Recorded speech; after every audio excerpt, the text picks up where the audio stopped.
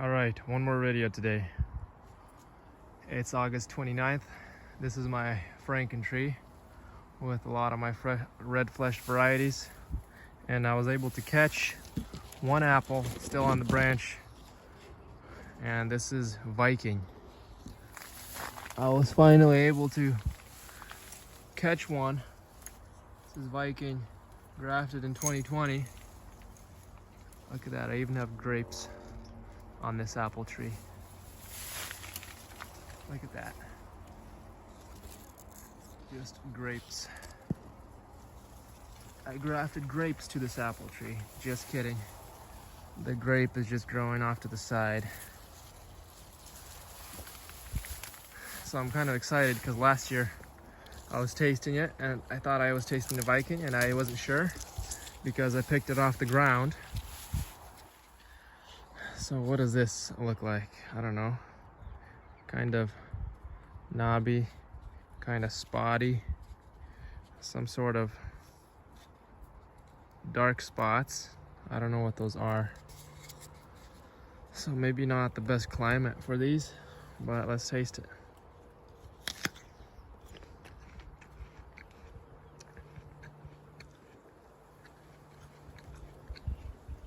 Well, last year, I guess it was riper. More riper, I don't know.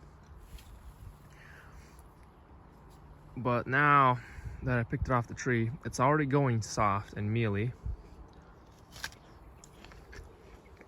But it doesn't taste fully ripe yet. Still a bit starchy, but already complex with quite a bit of berry flavors. I only have one. That's the only one that I was able to catch, unless some fell. Well, there's a bunch that fell, but those might not be Viking. Those look like a lot of red flesh apples. This might be Redlove era.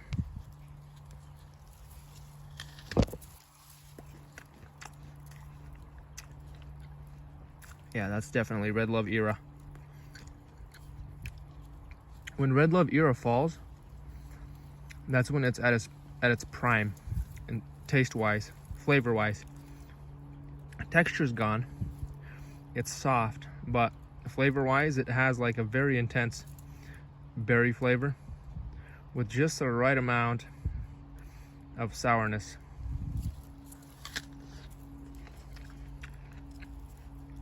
There's some seeds.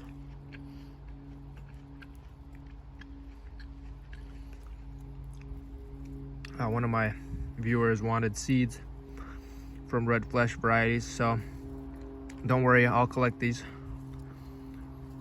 I'll save these. So Redlove era is like one of the top on my list for flavor on red flesh apples. Oduso's up there too. Redlove Oduso. Viking tasted really good last year. This year, I guess, is just early, and it's probably not going to be a crunchy apple. I guess I picked it too soon, and it's just not a crunchy apple. It's not quite as flavorful as Era at this stage. It's a little starchy. Oh well. You can never catch every variety at its prime every year. You're always testing them out and hoping for the best, but you can't always get it.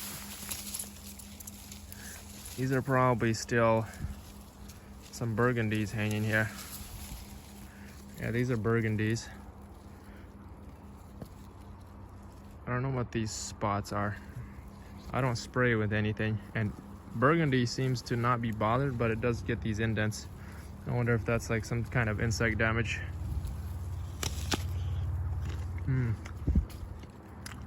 Burgundy's always just crisp, full of flavor. very intense. A little bit on the acidic side, but very flavorful.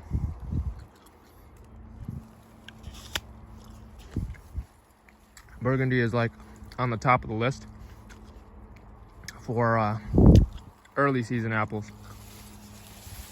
You know, I'd probably put it above Williams Pride because it is more crisp, and because I like more acid in my apples. I like the sour apples, although not too sour, but I like them a little bit on the higher side of acidity. This one just seems to be a little higher up on my list than Williams Pride, even though Williams Pride is a really good apple. It's early, it ripens a little bit earlier than Burgundy, but for those of you who like a punch to your apples, you want an apple with like a sour Jolly Rancher flavor with a lot of complexity, Burgundy is the way to go.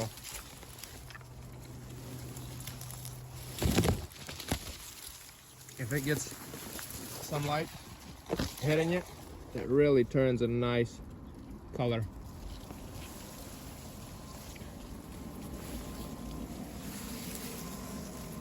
So anyway, I think these are Redlove eras up here.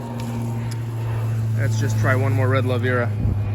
If you pick them off the tree, it's difficult to guess whether they're ripe or not.